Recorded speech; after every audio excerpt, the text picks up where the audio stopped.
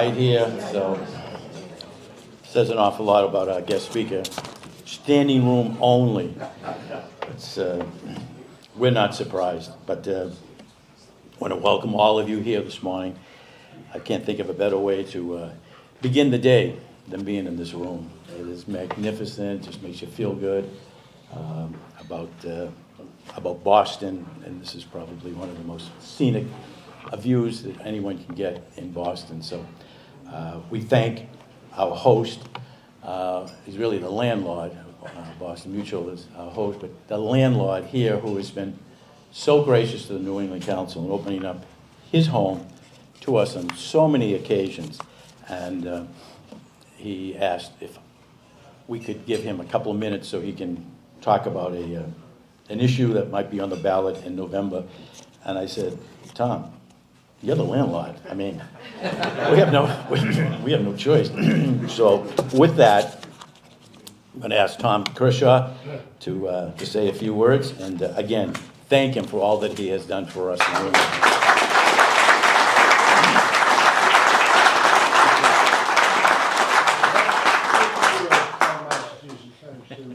A lot of people from other states, but this is the New England Council. But anyway, for those people in that, you're going to have not only the top of the ticket, but you're going to have some questions.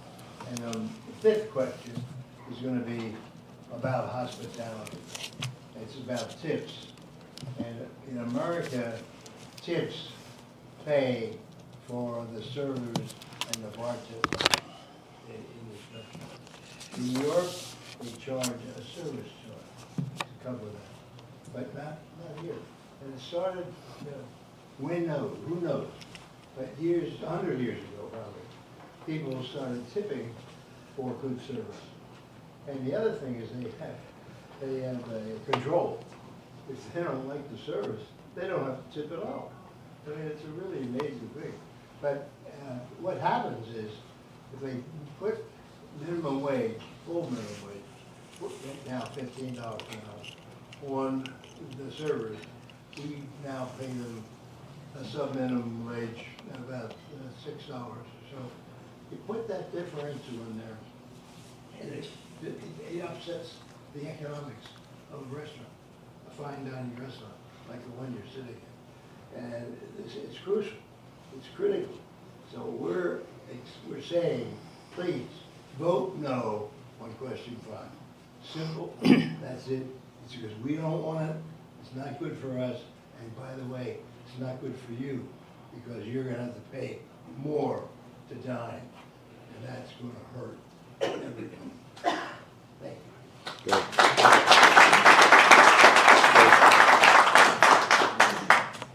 And I see an old friend of the congressman is here, the former mayor of Braintree, Joe Sullivan, the first elected mayor.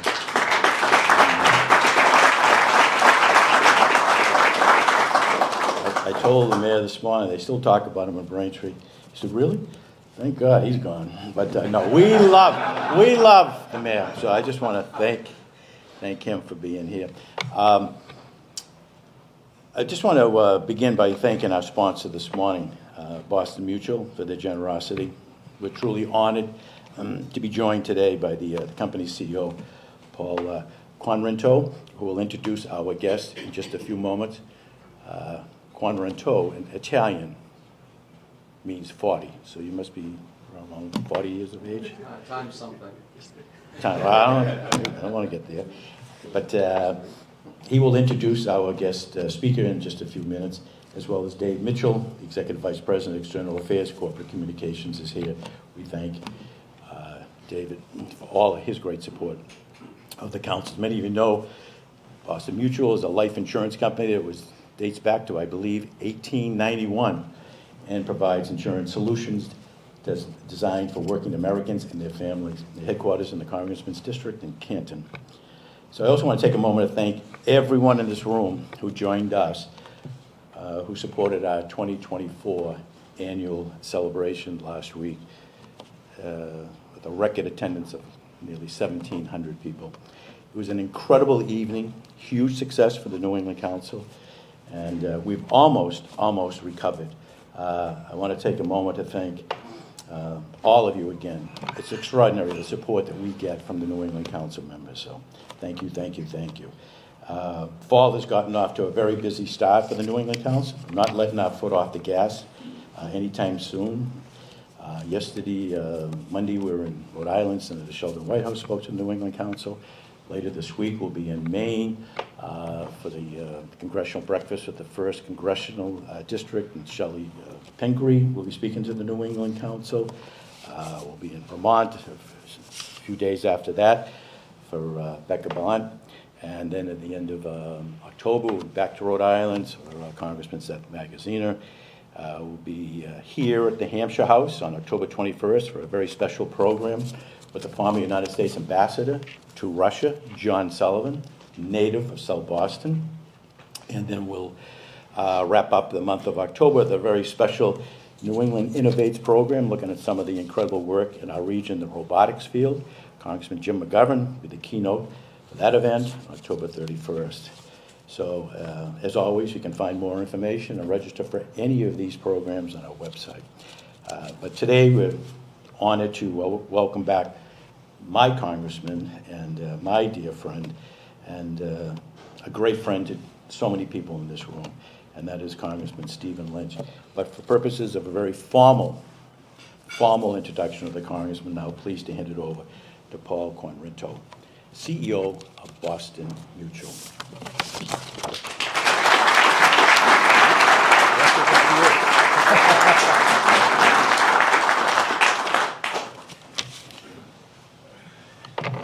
Well, thank you, Jim.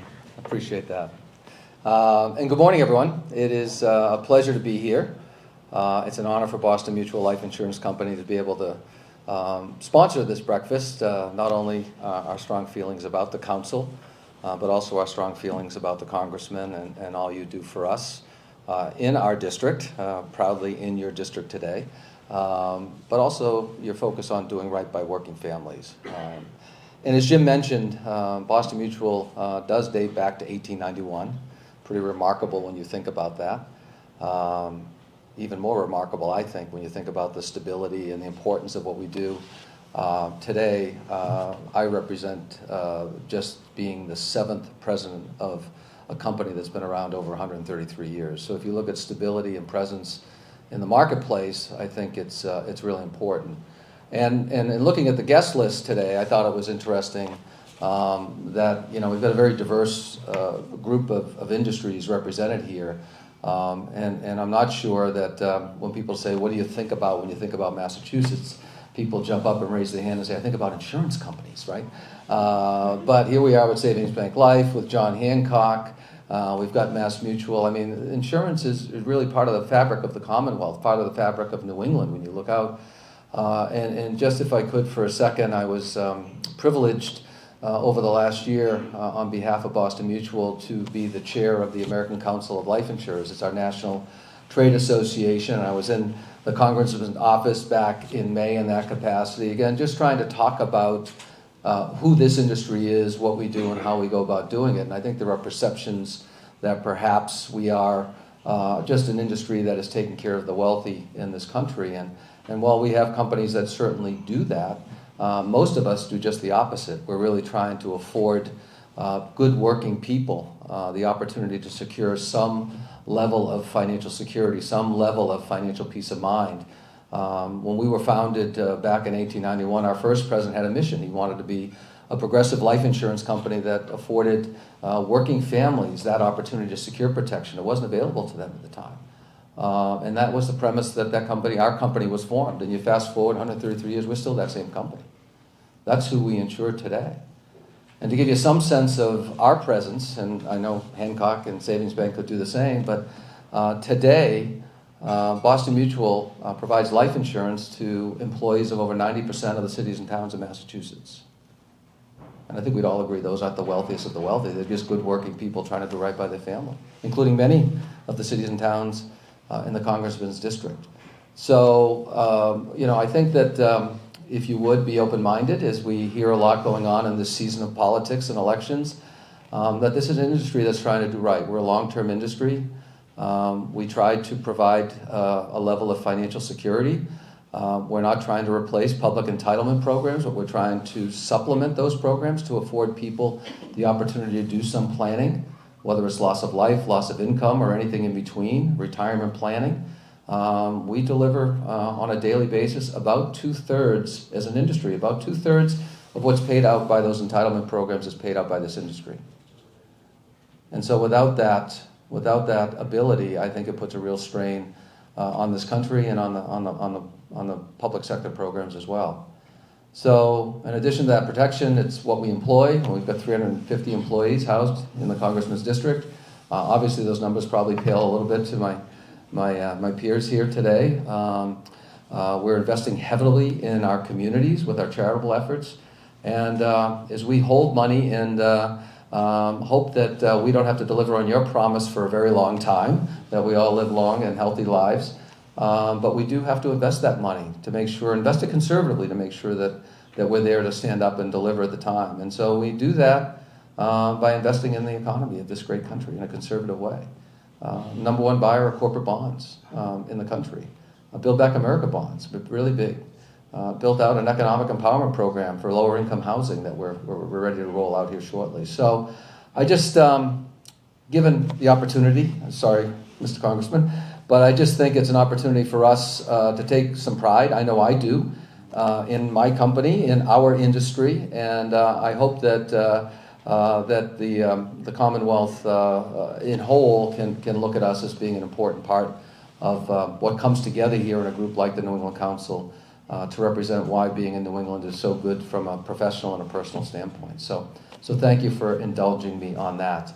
And so with that, it is truly a pleasure this morning, having had the opportunity to meet the Congressman and get to know him and know all of the good work that he has done and continues to do on behalf of the Commonwealth, on behalf of his district, his focus on working people. We are so aligned with you on that that's really what we want to do. And we really do look forward to hearing from this morning. So ladies and gentlemen, Congressman Stephen Lynch.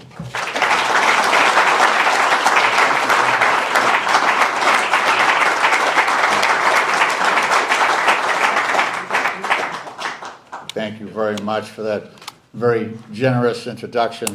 Great to see everybody here this morning. Wonderful to be here. Tom, thank you for your wonderful hospitality yet again. You've been really a great blessing to this community, and thank you for putting up with us, especially with Mr. Brett here.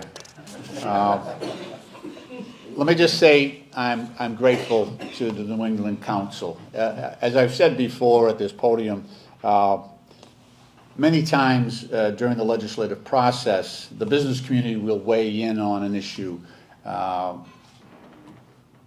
And if Massachusetts were acting alone, we would have a much smaller impact than we do as a member of the New England delegation, right?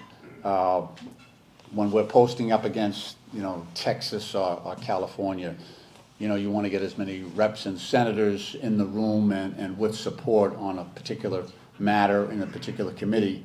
The numbers count. And so it is the New England Council format and mission that unites us all. My colleagues in the other New England states really have bought into this idea of New England as an economic force.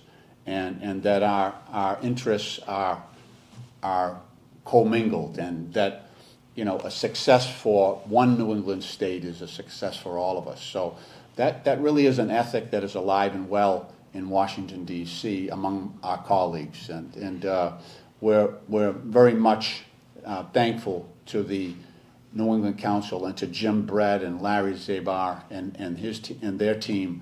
For bringing us together and making sure that those issues are at the forefront of our discussions. So thank you, Jim, for the great work that you do. Really appreciate it.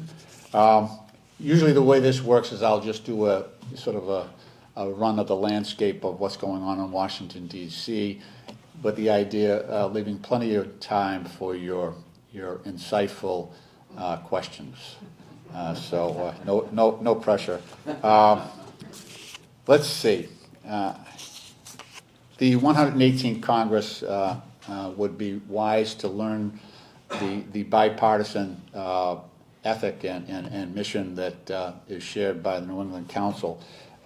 We've had difficult times, having a meeting of the minds on recent legislation.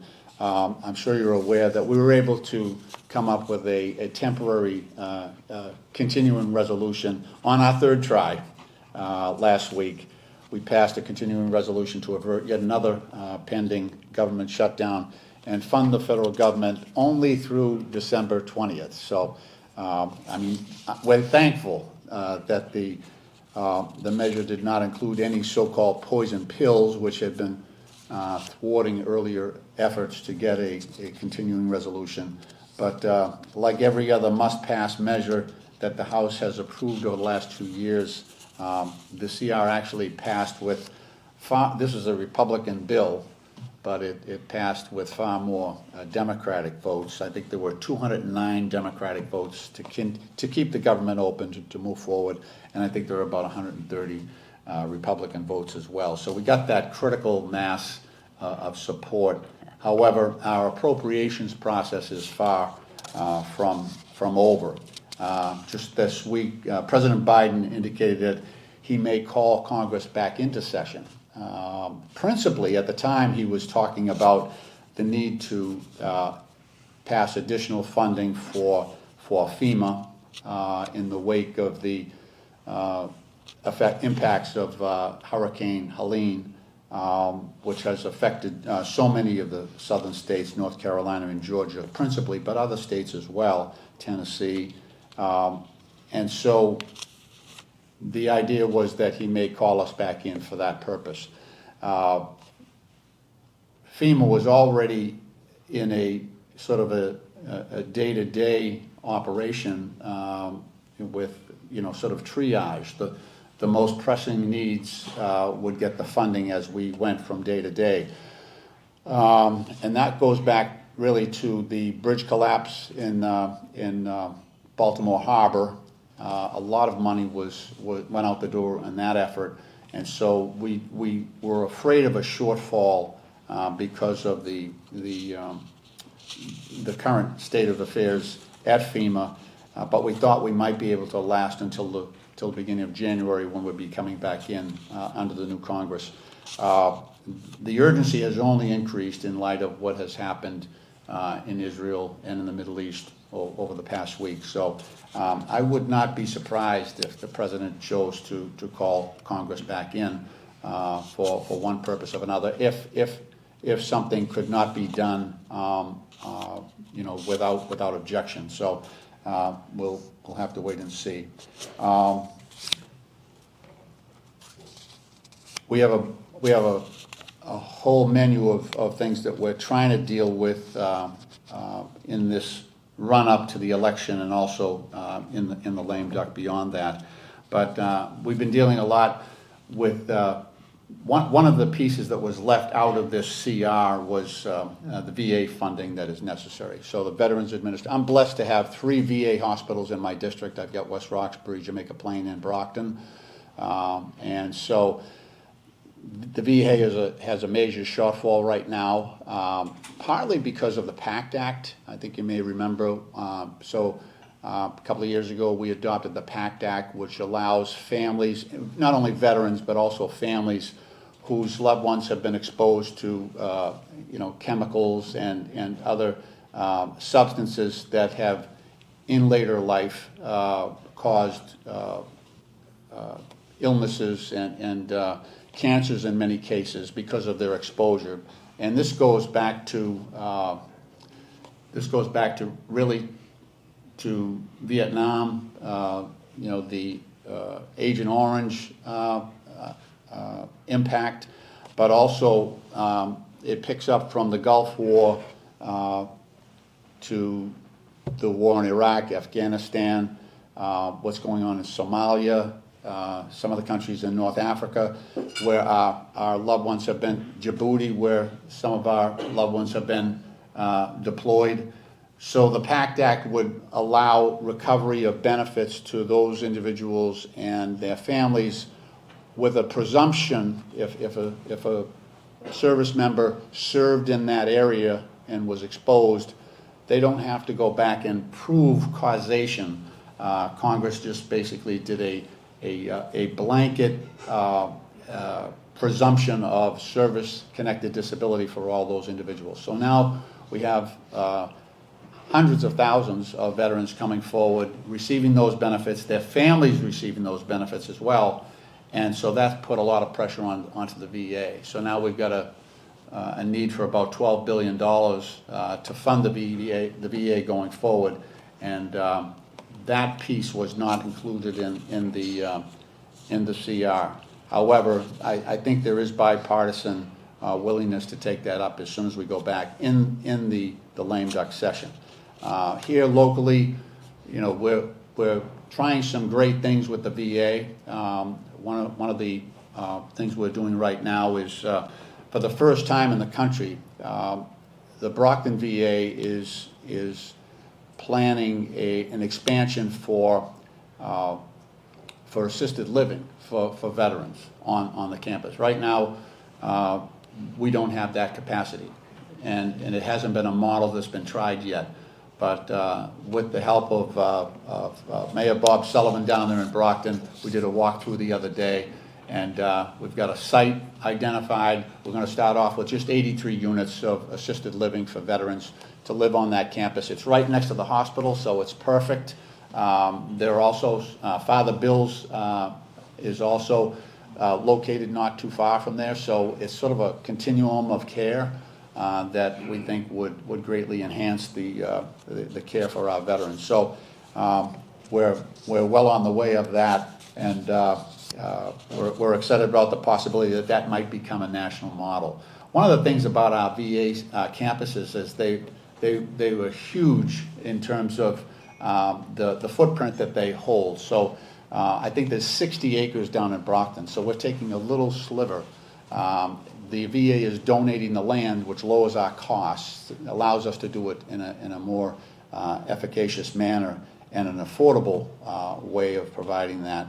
But we also have, you know, interesting discussions going on at Jamaica Plain that has a big campus, many acres, as well as West Roxbury. So that idea that we might be able to use VA resources to multiply the affordability of developing on those parcels is something that we're going to take a good, long, hard look at.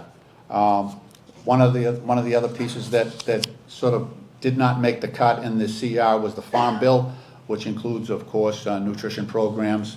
So we're going to have to deal with that. It's the Farm Bill is expected to expire on December 31st, so we'll have to get at that.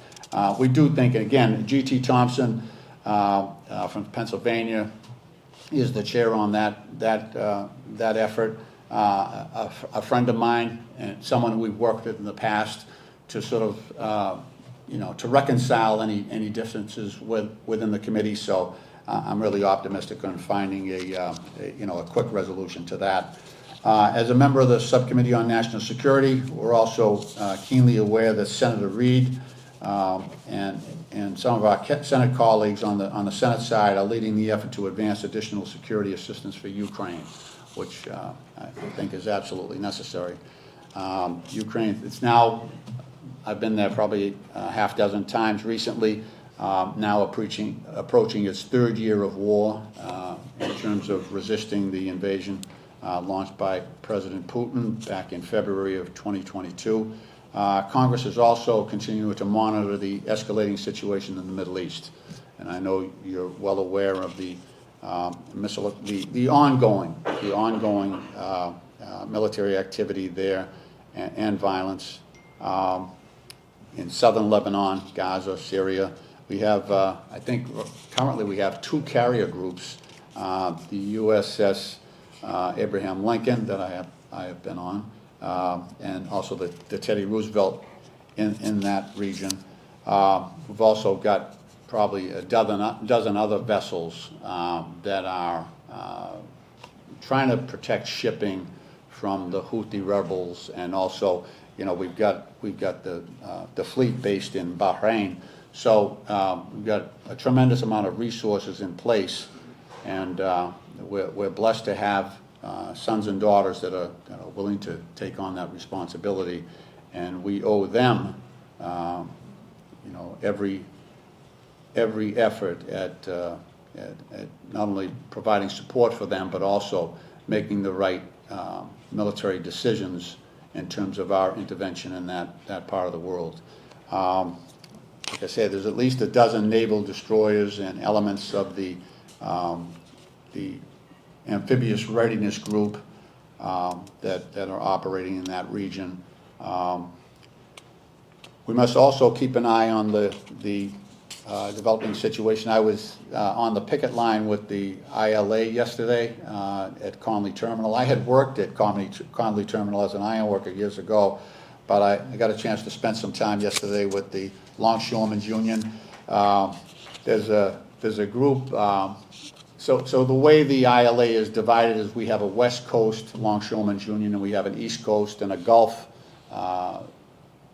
Union. So a couple of years ago, the West Coast Union settled, and I think the pay scale is about 30% higher now on the West Coast than it is on the East Coast and on the Gulf. So that gap has to be closed. And also, the shipping industry wants to bring in new technology for unloading ships. My grandfathers both worked the port back in the day. One of my grandfather, John Thomas Havlin, was a teamster, and he was actually in place when they went from horses to actually trucks. My grandfather, Cornelius Michael Lynch, was a rigger back when the longshoremen actually used nets to pull the cargo up out of the holes of the ship before they went to containerization. So my family's had a long history there in the port, and I have, having worked there myself as an iron worker on the container cranes, I'm well aware of the importance of that function to our overall economy here. And so we need a speedy resolution of that dispute. I think there's a deal that can be had there. I think both sides realize the importance of the function there and what's at stake. So I think, but we have to remember that time is of the essence, because for every day that port is shut down, it's going to take a week or 10 days to cure that defect in our supply chain. And it just gets worse if the strike goes on for any amount of time. I know Anthony Guerrero's here from Massport, and that's top of mind for him, but he does a great job for us. And Massport, I have to say, has been terrific on this in terms of trying to be the referee between the Shipping Association and the Longshoremen's Union. So we're great that we have them as sort of a mediator in that process. But we cannot let a strike go on for a long period of time. Otherwise, you're going to see it in your supermarkets. Prices are challenging enough as they are, but if we have disruptions in the supply chain, it'll get a lot worse, a lot more quickly. So anyway, I'm going to stay. I offered my services to the union and to the company yesterday if I might be able to expedite an agreement in that dispute. We're also, we do have some good news in terms of projects we've been able to work together on New England-wise within the delegation. With the strong support of the council and the collaboration of New England congressional delegations, we've recently received federal funding to advance several projects that will enable New England to remain at the forefront of economic development, energy efficiency, and infrastructure modernization.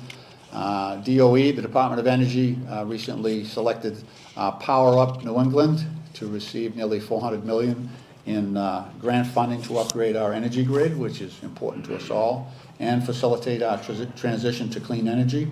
DOT, on the other hand, also recently awarded Massachusetts about $1 billion in federal funding from the bipartisan infrastructure law to support the replacement of the Sagamore and Bourne bridges. We're going to do one bridge here with this money for a total of $1.72 billion for the Cape Cod Bridge Program. And so we're grateful that that part of the funding has been achieved, but we have more work to do on that. And my colleague, Bill Keating, has been relentless on this. I want to give him great credit for keeping the delegation focused, and he deserves our thanks and the support of his constituents. I'm also grateful for the insight and partnership that the council members have offered as we continue to examine the development of artificial intelligence. I'm the ranking Democrat on AI on the House Financial Services Committee, and along with my colleague French Hill from Arkansas, a good moderate Republican who's been a partner with me every step of the way. We just did a boot camp over at MIT. I'm not sure if the MIT people are here, but thank you for your wonderful hospitality. We brought in members of Republican and Democrats from the Financial Services Committee, and were able to, receive an excellent briefing over a couple of days over at MIT. It was absolutely stunning in terms of the progress that's being made there. These experiences have greatly informed our discussions with major agencies that are using AI, the Federal Reserve, Treasury, the SEC, and other federal regulators regarding the potential benefits, although acknowledging the serious risks associated with the deployment of AI technologies. Unfortunately, we haven't had complete unanimity on issues in the Financial Services Committee. I know that we had a considerable disagreement on the so-called FIT 21 Act, which was advanced by the House Republican leadership, picked up 71 Democratic votes as well. But my own position is that we should not avoid and obviate the proven consumer protection and investor protection laws that we have in this country that have served us well. And that seems to be the direction of FIT 21. It would remove principal responsibility on crypto and hand it to the CFTC, and they are not equipped or funded for the responsibility for what's they're being given. I think we saw in the collapse of FTX, Terra USD, Celsius, and other crypto companies that resulted as a lack of corporate controls and the commingling of assets and other irresponsible financial practices. We saw what what brought us. And so I do think we need the SEC to enforce our existing investor protection laws and ensure that the crypto industry is in compliance with those laws. And so that's the challenge we have there. This week, the Boston Business Journal reported that a study by the Swiss financial services company UBS rated the Boston area as facing a, quote, moderate risk of a housing bubble, with regional prices surpassing income gains. So we've got a major challenge with housing in our area. I was very pleased that Kamala Harris has voiced as a priority and has targeted housing as a priority. I think members on both sides of the aisle will have to work together on that to address the affordable housing crisis. And I can assure you that there will be no more effective leaders to lead that effort and expand the pathway to affordable home ownership than Reverend Cleaver, who's the current ranking member on the Housing Subcommittee, and Maxine Waters, who has long been a champion of affordable housing. And I think that will conclude the summary that I have. Again, I want to thank you for your willingness to work as a group. You make our job that much easier in Congress. We appreciate also the support that you give individual candidates on both sides of the aisle that try to do the right thing and serve our constituencies. I want to again thank Jim Brett for your longtime friendship and support, and welcome your questions. Thank you.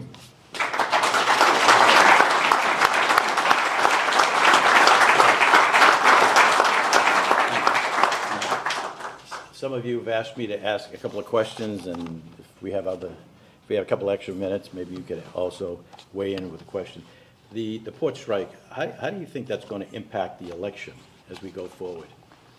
Well, you know, if it exacerbates prices, if it goes long enough, you know, I think, as is often the case, I think the union enjoys more support among Democratic members. That might be a leap for some, but I think it's fair to say. I also know that the current president is probably the most pro-union president in the history of the country. So he's out there. He has also said publicly, so I'm also a recovering labor lawyer, and so the National Labor Relations Act covers this dispute. So theoretically, the president could intervene here and force the parties to come to a resolution. That hasn't happened since, I think, I was a freshman, I think back in 2001 maybe. George W. Bush intervened in the West Coast ILA strike, and that's the last time that's happened. So I think the president has said, look, the best way to resolve this is to, you know, have the parties sit down and work it out, and I agree with that. However, yeah, I think it could hurt the president, the current vice president, election chances if somehow increases in prices resulting from the strike were to fall upon families that are already, you know, challenged by some of the prices, and if the supply chain were interrupted. Remember what I was saying about, you know, if you have a day of disruption on the port, it's going to take you don't realize that the amount of ships that are coming in day after day after day. If all of a sudden they're offshore waiting to be unloaded or sent back, God forbid, or if they have perishable, you know, a lot of these are refrigerated containers, but over a long period of time they've got to be resolved and unloaded. So you could see that the supply chain could be interrupted after a relatively short period of time, a week or two, and with that 2 week of disruption of you know, refusing to accept ships, and this is the entire East Coast, and then all the way to Galveston, Texas, I think, on the Gulf of Mexico. So you've got, you know, Savannah. You've got a lot of ports that are impacted there. At least 13 or 14 major ports. So that would cause, and the West Coast, those unions have agreed not to accept product, not to accept, you know, ships can't leave here and say, okay, I'm going to go to Long Beach, the port of Long Beach, and unload there, and we'll truck it out or send it by train. So it would cause a serious disruption over a minimal period of time. It would, you know, if this was shut down for 2 weeks, it might take us 6 months to get our supply chain back to normal. So that obviously would hurt the party that is seen to be supporting, you know, the workers.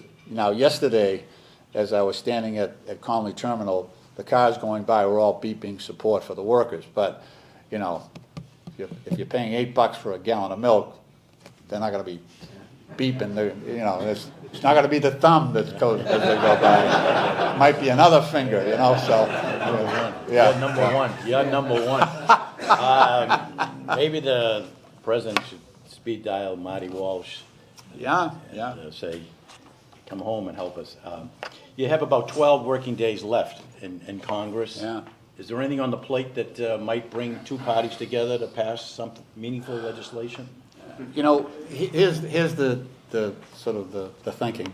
The Republicans think that if they were to win come out on top, and at the White House or in the Senate, which is more likely, they'll get a better deal after November. So that's why we're in this interregnum right now. And there are some on the Democratic side that feel the same way. Like, why should we cut a deal now when we can get a better deal on the other side of the election? So that has hampered things. People are thinking they might get a better shot at this, and they get a second bite at the apple, down the road. So that's stopping us from putting something on the table right now that might actually pass. You indicated you've been to Ukraine a half a dozen times, and Zelensky came to Washington last week. You may have met with him, but he's really urging the White House to give him permission to have long-term range missiles to go into Russia territory within Ukraine to use on designated military sites. There was a lot of apprehension in the White House giving him that permission. Yeah. Some members of Congress. Your views on whether he should get the green light to be able to do that? Yeah, well,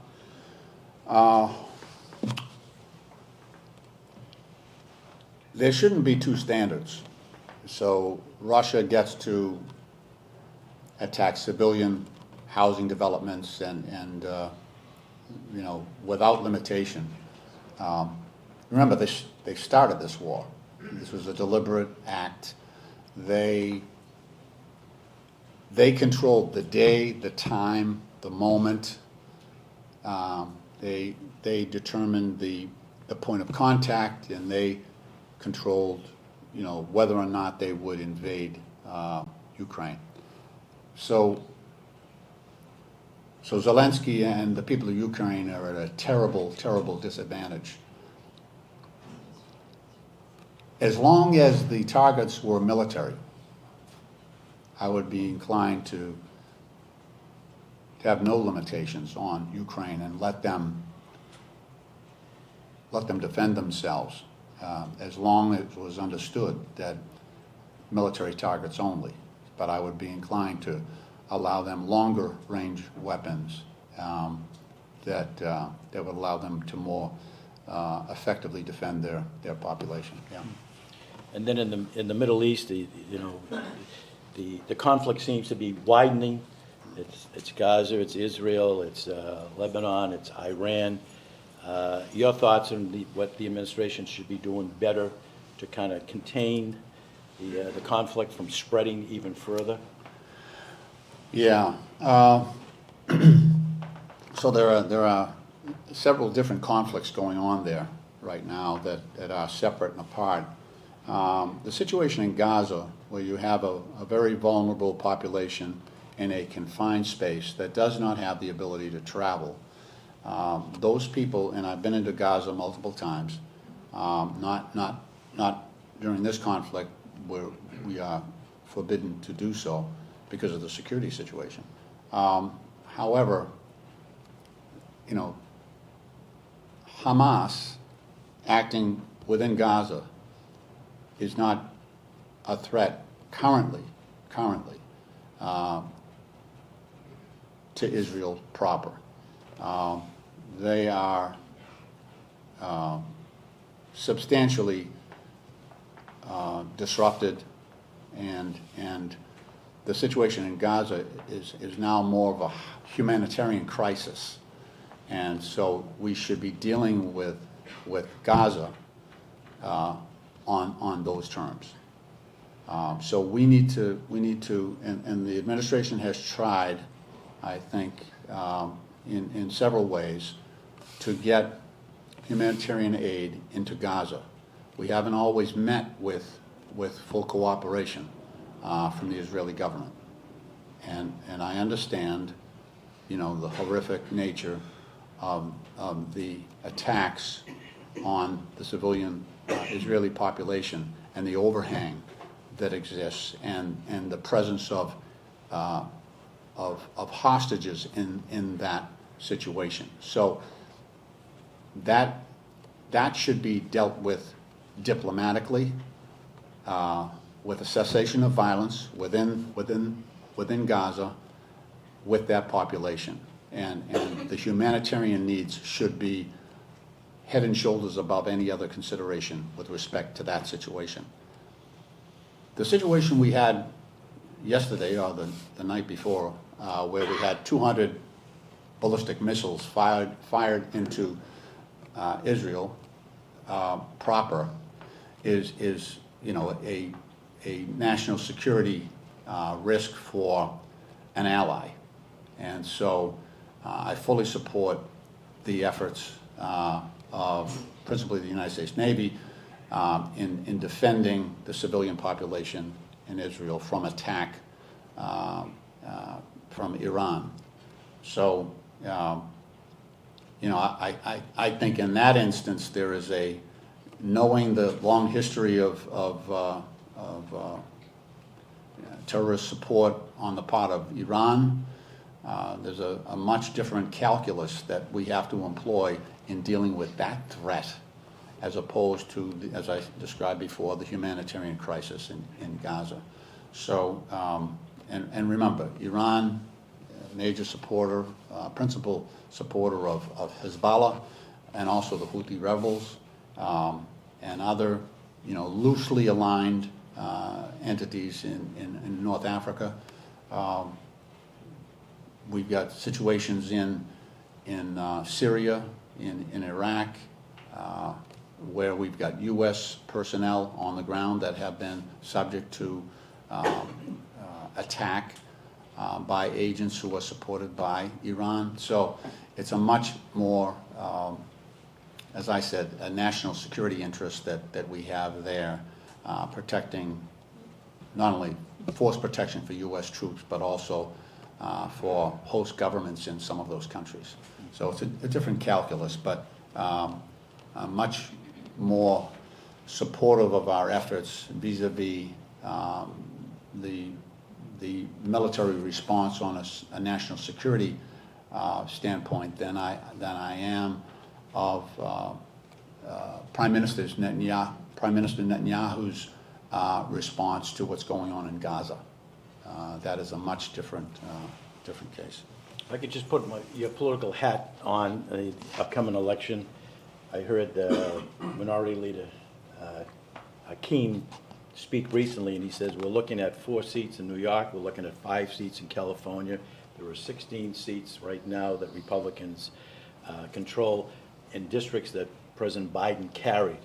So obviously that is a rich area for a pickup. Your thoughts on how well the Democrats are doing in trying to recapture the House?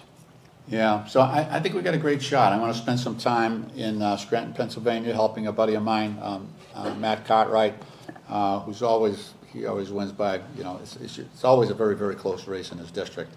The idea is that no matter who you bring on in Pennsylvania for the Democrats, it's going to be helpful. So it's part of the coordinated campaign, not only supporting Kamala Harris, but also, and Tim Walz, but also helping Matt Cartwright and some other House members. I think no matter how you slice it, and I'm not a political expert at all, but I try to pay attention. I think that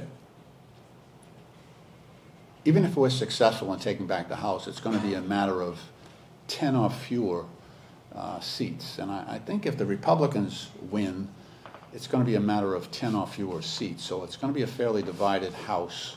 I am thankful that Democrats seem to be much more united than the Republicans, who, as this CR indicated, they can't even get enough votes to support their own measures. So it's not Democrats versus Republicans, it's Republicans versus Republicans on their side.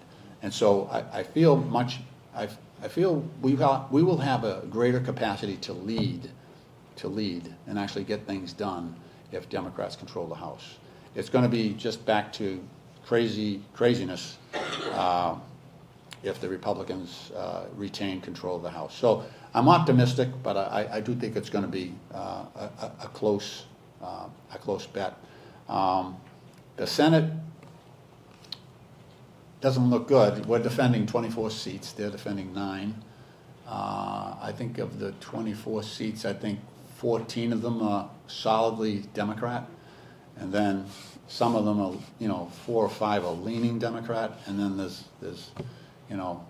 others that are toss-ups. And we know we're probably losing the Manchin seat. That's a foregone conclusion, I think, at this point. So it just makes the importance of winning the House and winning the White House that much more critical in terms of the direction of the country. And some of the other things that we talked about, Ukraine and Israel and the Middle East and all of that. There's a lot that hangs in the balance here. But again, I think, the polls are, all the experts are saying this is the closest they've ever seen in a presidential election. And that worries me, because in the past, when you look at the polling, there's definitely a significant number, I don't know what number it is, but there's a significant number of people who are embarrassed to say that they're going to vote for Donald Trump. So his numbers in the polling are always undercounted, because there's this significant number of people who are embarrassed or unwilling to say that they're going to vote for Donald Trump, but then they go out and do it. So with the margins as close as they are, I'm very, very concerned about that race, and that would be devastating for this country, I think. I could just one quick question. Stewart Hospital Yeah.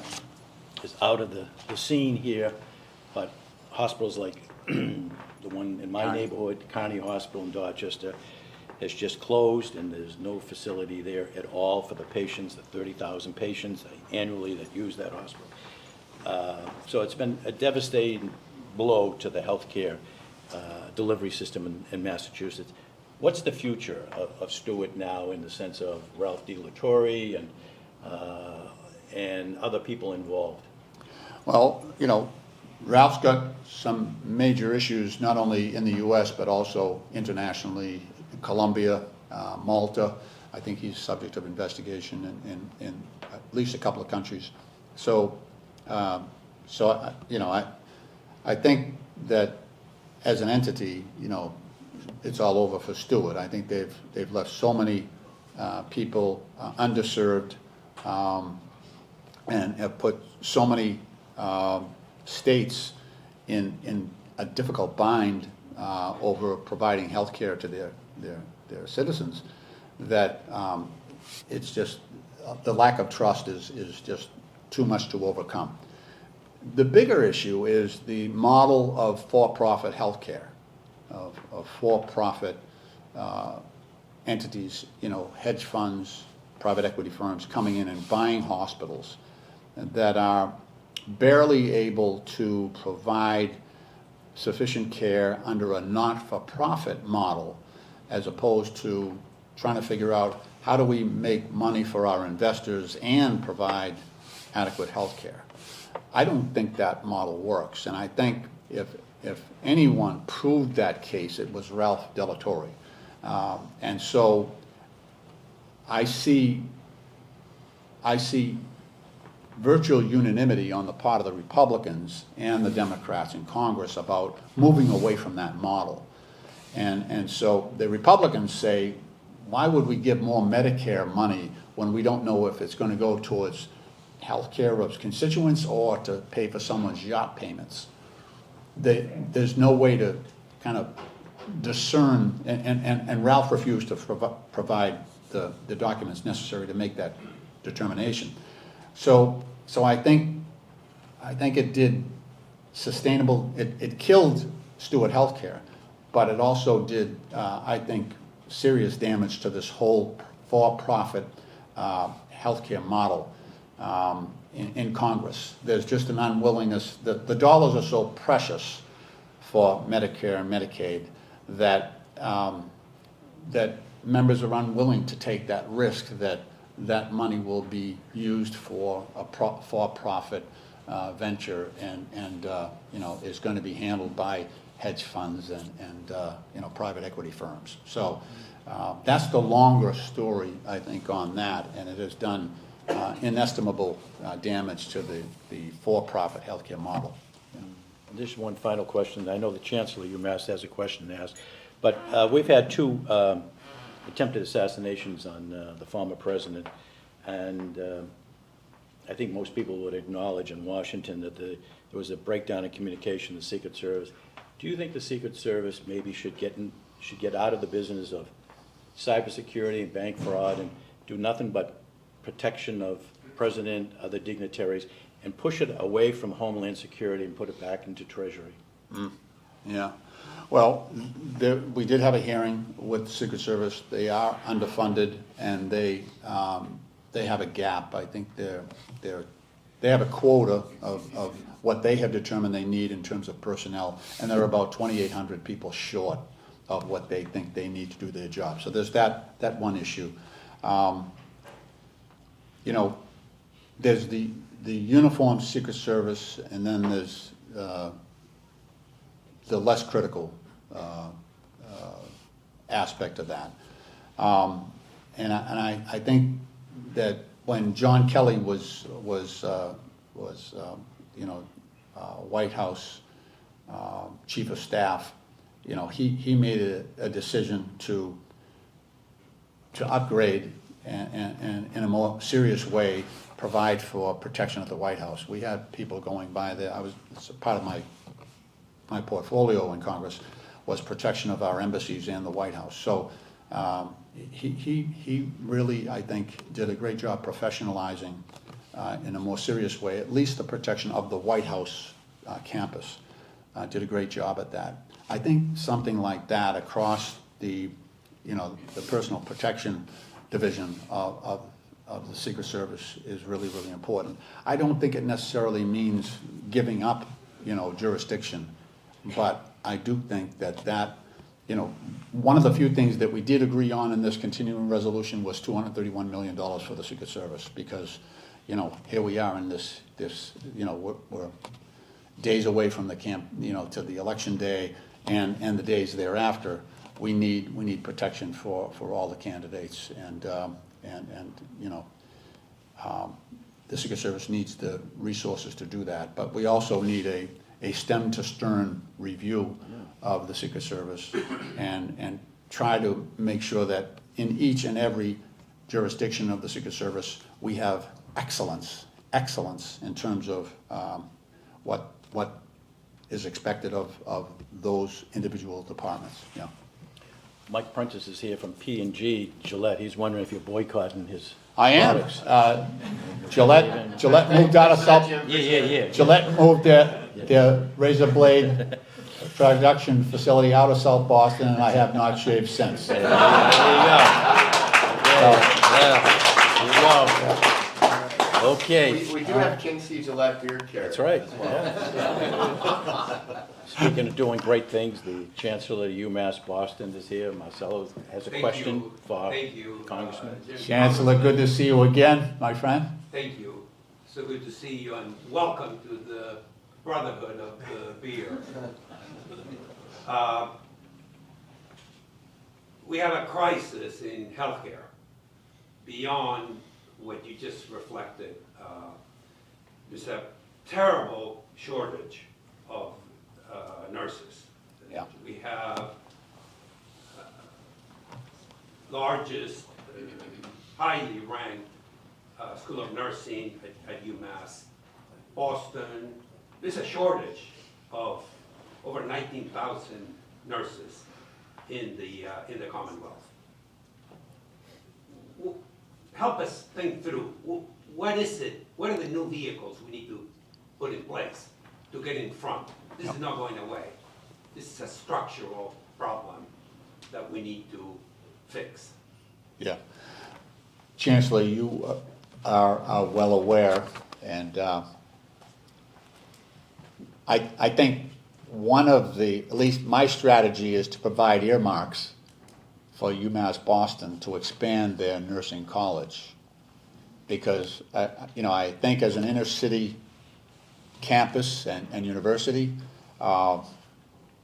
So right now, we have thousands and thousands of home health care workers who are unlicensed, and they're doing the work at nursing homes and healthcare, community health centers and things like that, where you have people who, most of them, I have to admit, are women of color, younger women, who just need to have formal training in nursing, and we can fill that gap that we have out there. But I think providing high quality nursing instruction and education, we can fill that gap and have a tremendous impact on the quality of life of those nursing candidates as they become professionalized.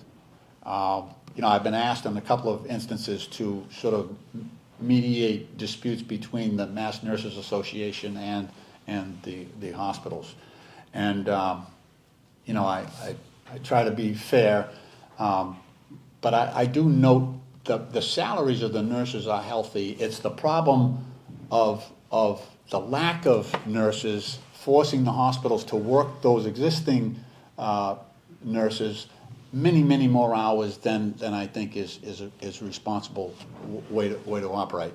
So if we can, fill that gap, we'll provide great opportunities for those nursing candidates, men and women, but also I think provide a better product in terms of health care for the people who are relying on us. So I know that UMass Boston has done some amazing work, not only for nurses operating in hospitals, but also I know you've got a virtual campus over there where nurses are trained to take care of patients in their homes. It's a whole different way of thinking, but in terms of, when we talk to the insurers in this room, caring for somebody in their home, the upside of that, the lower pressure on the hospitals itself has just widespread benefits to all of us. So, I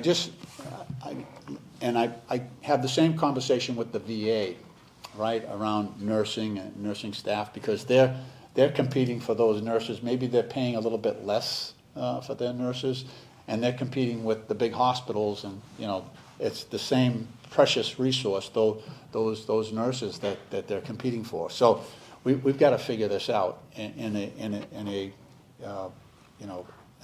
efficacious manner, and we've got to do it quickly. So I think we have all the elements here, uniquely in Massachusetts, to solve that problem and to become a national model. But more resources is certainly part of the solution. Yeah. I just want to thank the Congressman. Also, just remind all of you that October is National Disability Awareness Month. Any employer here, hopefully you'll be thinking of hiring people with disabilities. 60% of the people who have disabilities or want to work are unemployed. Absolute disgrace, to say the least. So think of people with disabilities in the workforce. Okay.